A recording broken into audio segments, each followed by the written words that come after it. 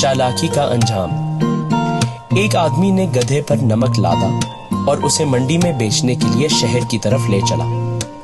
रास्ते में एक दरिया पड़ा।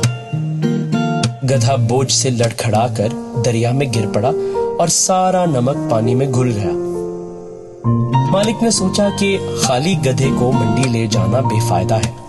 वो घर लौट आया। गधा बोझ से रिहाई पाकर बहुत खुश हुआ और सोचने लगा कि बोझ से छुटकारा पाने की ये तो बहुत अच्छी तरकीब है। दूसरे दिन उस आदमी ने फिर गधे पर नमक लादा और उसे शहर की तरफ ले चला।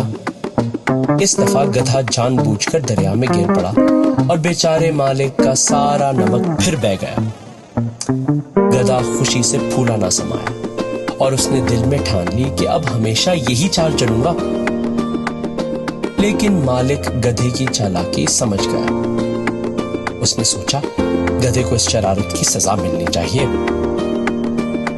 तीसरी दफा उसने गधे पर नमक की जगह रुई लाद दी और बाजार रवाना हो गया। गधा दरिया पर पहुंचा तो उसने फिर वही शरारत की, लेकिन इस दफा उसकी पीठ पर रुई लदी हुई थी। रुई पानी में घुलने की बजाय भीगकर पहले से 10 गुना भारी हो गई। ऊपर से मालिक ने डंडा जमाया। मजबूर होकर गधे को भीगी हुई रुई बाजार ले जानी ही पड़ी। इस तरह उसे चालाकी की सजा मिल गई।